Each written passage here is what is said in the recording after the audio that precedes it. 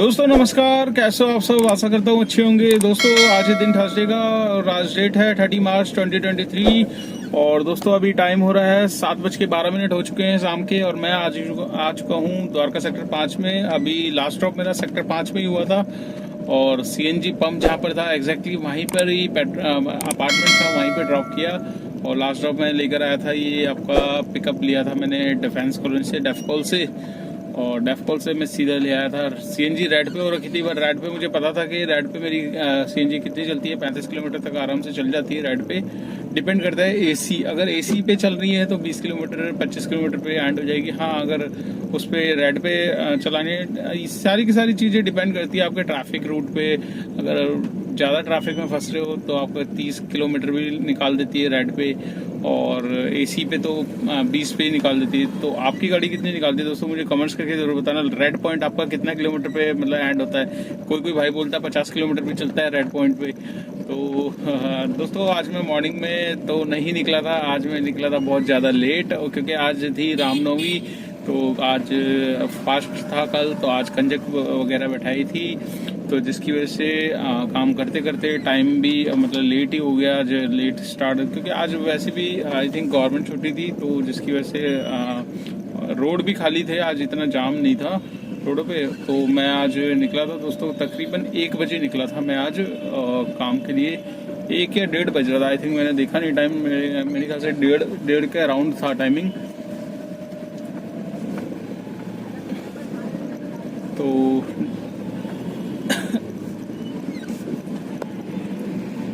तो दोस्तों पहली राइड मेरे पास आ गई थी द्वारका से ही, घर के पास से ही अपार्टमेंट था, आयुध विहार अपार्टमेंट है वहाँ पर, जस्ट सेक्टर 3 में ही।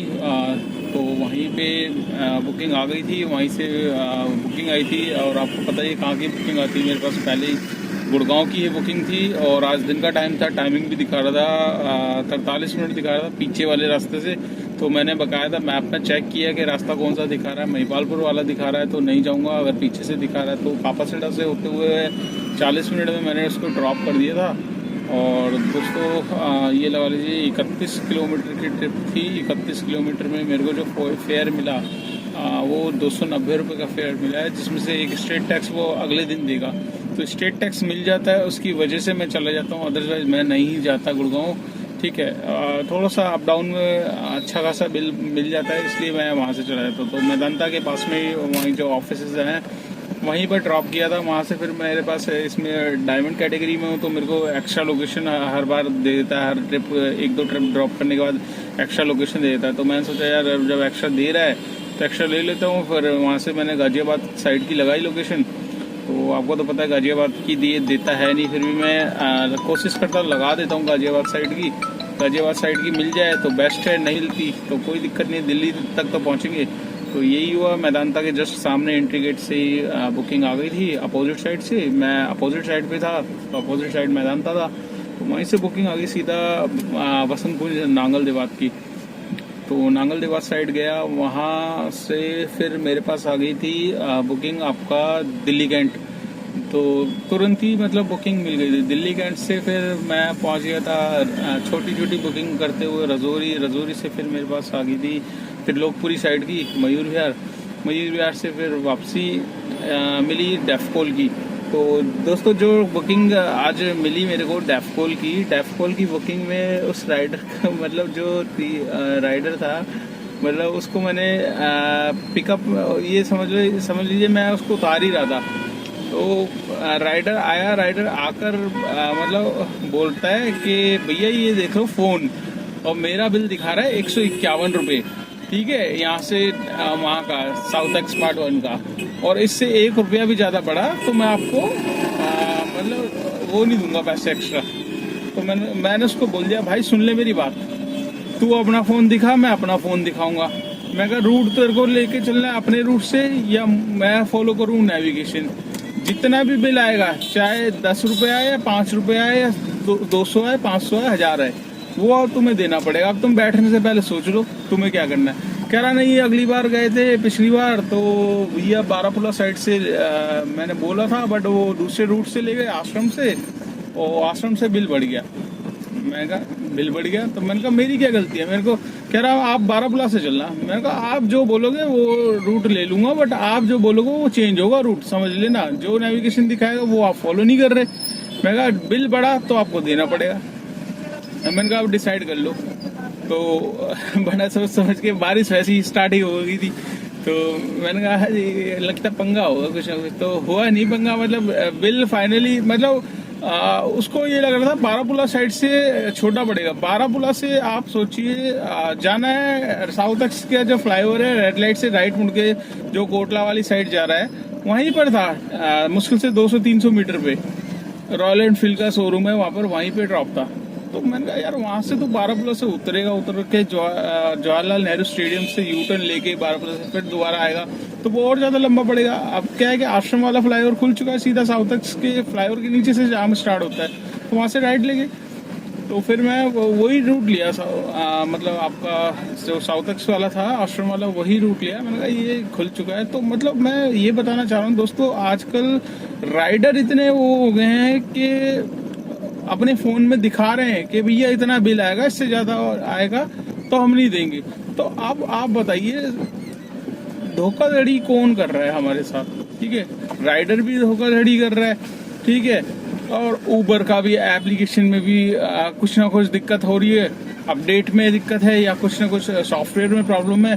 प्रॉब्लम यही है कि टोल ऐड नहीं कर रहा है, बिल जो दिखा रहा है वो नहीं, मतलब बिल कम दिखा रहा है, बाद में बिल बढ़ रहा है, फिर वो कस्टमर कंप्लेंट कर रहा है, कंप्लेंट करने के बाद जो फेयर हमें मिल रहा है, फिर उस पर हम कंप्लेंट कर रहे हैं तो हमें नहीं मिल रहा फेयर। तो ऐसे ऐसे काफी एग्जाम्पल है। अभी रिसेंटली मेरे पास एक व्हाट्सएप पे आया था भाई का, यहाँ पर आपको दिखा देता हूँ। यहाँ पर देखिए आप कितना, मतलब 28 किलोमीटर में कितना भाई को पैसे मिले, सिर्फ 48 रुपये ऐसे कुछ भाई को मिले हैं। और ऐसे ऐसे बहुत सारे एग्जाम्पल है मेरे पास। फेसबुक पेज पे भी काफी भाइयों के कमेंट्स आते हैं मेरे पास, यूट्यूब पे भी मेरे भाइयों के पास काफी कमेंट्स आते हैं। मतलब ऐसे ऐसे रेट दिए जा रहा है, मतलब पता नहीं, समझ नहीं आ रहा इससे क्या है कि एक तो देखिए कस्टमर भी इसके खराब होंगे। इसमें क्या है कि ऊबर के कस्टमर भी जब इन्हें लगेगा कि भाई ये रेट बढ़ा के ऐसे कर रहा है और ड्राइवर भी परेशान है, तो फिर वो दूसरी जगह शिफ्ट होंगे। दूसरी जगह शिफ्ट होने में क्या है कि वो या तो ओला में जाएंगे या फिर दूसरी किसी और ऑप्शन में जाएंगे, इन ड्राइवर, जैसे कि थर्ड ऑप्शन आ चुका है, ठीक है। तो अभी ये रेट कम करके, तो पहले से ही रेट इतना डाउन हो रखा है जिसमें चलाने का मन नहीं कर रहा, ऊपर से फिर ये ऐसे मतलब कंप्लेंट आती है। तो दोस्तों आपके साथ भी ऐसा हो रहा है कि मतलब कस्टमर का आप छोड़ रहे हो, कस्टमर का पहले बिल कुछ और आ रहा है, बाद में कुछ और आ रहा है, तो मुझे एक बार कमेंट्स करके बताना दोस्तों, क्योंकि ऐसा सभी के साथ हो रहा है। मेरे हिसाब से 50% ड्राइवर भाई तो इस सिचुएशन से परेशान है कि भैया अभी कैश लेते हैं 600 रुपये और फिर अगले दिन देखते हैं या थोड़ी देर बाद देखते हैं तो वही कैश जो लिया होता है वो हमारे वॉलेट से माइनस के उसमें दिखता है। तो ये सब चीज़ें हैं। तो दोस्तों वहाँ से उसको मैंने डेफकॉल छोड़ के फिर मेरे पास ये द्वारका की सीधी डायरेक्ट बुकिंग आ गई थी, उसे लेके मैं आ रहा हूँ यहाँ पर। तो दोस्तों आज हम बात करेंगे, जैसे कि आप जानते हो मैं किसी न किसी भाई के कमेंट्स का रिप्लाई करता हूँ। तो अभी मेरे पास एक 2 भाइयों के कमेंट्स का है रिप्लाई, तो दोनों के मैं दिखा देता हूँ क्या है। यहाँ पर आप देख सकते हैं दोस्तों, एक भाई साहब कह रहे हैं कि सर आपकी गाड़ी फ्री हो चुकी है, तो आपके तो ठीक हैं और जिनकी EMI चल रही है उनके हाल क्या होंगे। तो दोस्तों देखिए, फर्स्ट ऑफ ऑल मैं देखिए बात लगती है कड़वी, बट जो बोलता हूँ सच बोलता हूँ। और मतलब क्या है कि एक बार आप किसी चीज को सच बोल दो ना, वो सही है, थोड़ी सी चुभती है बंदे को, बट वो एकदम एक्जैक्टली बात होती है। तो मेरी वीडियो जितने भी भाई देखते हैं, मैं सारे भाई को गाड़ी लेने से पहले यही सलाह देता हूँ कि भैया तुरंत वीडियो देख के गाड़ी कभी मत लेना, ठीक है। इससे क्या होता है, इससे आपका ये क्या है कि फंसने वाला काम हो जाता है। तो वीडियो देख के आप गाड़ी लोगे तो फंसोगे, और अगर खुद एक्सपीरियंस लोगे, 10 जनों से पूछोगे, खुद चला के देखोगे तो आप बच जाओगे, ठीक है। आपने अगर गाड़ी ली होगी तो आपने कुछ सोच के ली होगी, आपने 4 बंदों से पूछी होगी भाई काम कैसा है कैसा नहीं है, आप इसमें दूसरे को तो नहीं ब्लेम कर सकते ना। तो अभी काम तो देखिए दोस्तों ऊपर नीचे होता रहता है। अभी 20-25 दिन पहले अच्छा खासा रेट मिल रहा था उबर में, काम सबका बढ़िया चल रहा था। मेरी भी अर्निंग में आपको 2200 से 2700 बताता था। अभी एकदम से सडनली क्या है कि हर सिटीज में, ये नहीं है कि सिर्फ दिल्ली एनसीआर में, बॉम्बे तक के मैं देख रहा हूँ, मेरे पास मैसेज आते हैं, फेसबुक पेज पे आते हैं, यूट्यूब पे आते हैं, हर तरीके की मतलब मेरे जो ग्रुप बना हुआ है व्हाट्सएप पे, उन पे ड्राइवर भाइयों के मैसेज आते हैं। कोई बॉम्बे से बात कर रहा है, कोई कोलकाता से बात कर रहा है। हर सिटीज में रेट डाउन करे हुए हैं उबर ने। रीजन वही है कि इन ड्राइव की वजह से, देखिए हमें तो 70% पता है कि इन ड्राइव की वजह से होता है। तो ये सब चीजें। तो एक दोस्तों और कमेंट्स का रिप्लाई मैं देना चाह रहा हूँ। दूसरे भी इसी के नीचे आपने देखा होगा कि एक भाई बोलता है कि आप ब्लू स्मार्ट टैक्सी के बारे में नहीं बोलते, डरते हैं। तो दोस्तों देखिए, डरते तो हम किसी से भी नहीं है, सीधी सी बात है। बट ब्लू स्मार्ट के बारे में मैंने पहले भी बताया था कि ब्लू स्मार्ट उन जगहों पर आपकी अच्छी खासी इसकी पकड़ बन चुकी है जहां पर ओला उबर अवेलेबल नहीं है। मैं दिल्ली एनसीआर के एरिया जानता हूं जहां पर ब्लू स्मार्ट टैक्सी के मतलब बेस बना हुआ है। बेस बना हुआ है द्वारका के साइड में, द्वारका एक्सप्रेस वे की साइड में। अगर आप जाओगे पीछे वाली साइड में, वहां ओला उबर अवेलेबल नहीं है। ओला उबर इजीली नहीं मिलती उस जगह पर। तो वहां पर क्या है कि आपको ब्लू स्मार्ट की टैक्सी बहुत ज्यादा दिखेगी। और प्लस एयरपोर्ट्स, जो कस्टमर्स पसंद कर रहे हैं ब्लू स्मार्ट को इसीलिए पसंद कर रहे हैं क्योंकि उसकी कैंसिलेशन 0 है।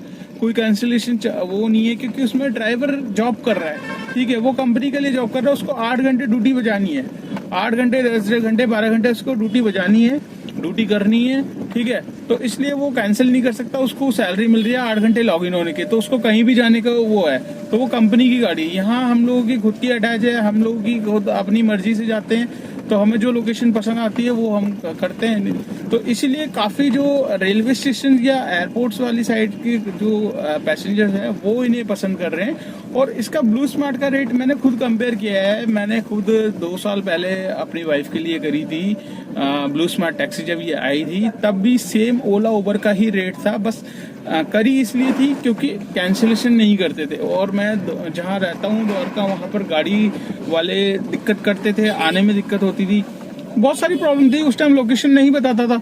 तो एक बार मैंने ट्राई किया था, तो दोस्तों ओला उबर के रेट में ही चल रही है ब्लू स्मार्ट टैक्सी। तो इतना ज्यादा कोई खास फर्क नहीं पड़ रहा। हाँ, जो बिजनेस क्लास के बंदे हैं, जो जिनको मीटिंग्स वगैरह में टाइम पे पहुंचना है, अब आपको तो पता है, देखिए किसी की मीटिंग्स है, अगर उबर में वो कर रहा है या ओला में कर रहा है, कई गलतियां तो हमारी साइड से भी होती है। बुकिंग्स हम लोग एक्सेप्ट कर लेते हैं, एक्सेप्ट करके फिर सो जाते हैं। फोन कोई कर रहा है तो करते रहने दो यार, छोड़ो। दोस्तों ये सोच लीजिए, टाइम सभी के लिए कीमती, हमारे लिए भी कीमती है। अगर हमें कोई राइडर ट्रैफिक जैम में कहीं या किसी जगह पे फंसा दे, तो हमें कितना वो लगता है कि हमें यार हमारा ट्रैफिक मतलब टाइम इसने वेस्ट कर दिया, हम एक राइड और कर सकते थे।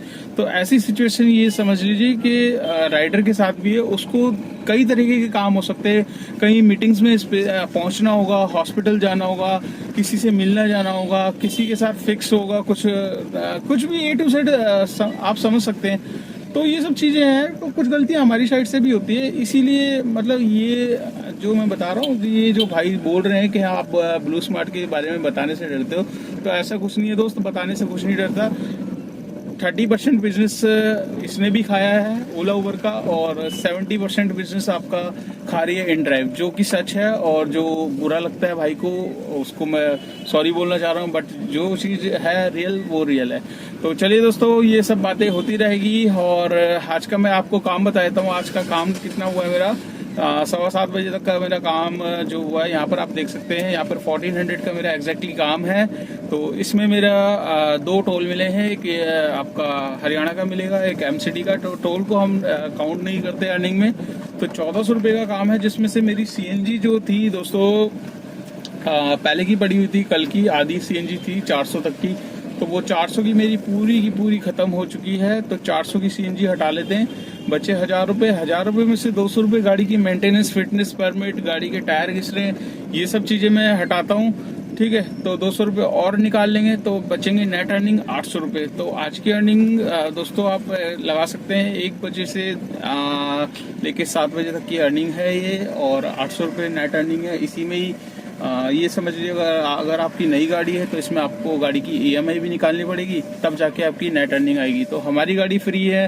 तो दोस्तों फ्री इसीलिए कि मेहनत करी है, 3 साल तक EMI भरी है, उसके बाद ही फ्री हुई है। तो वही चीज़ है जिन्होंने नई गाड़ी ली है उनको भी स्ट्रगल तो करना पड़ेगा दोस्तों।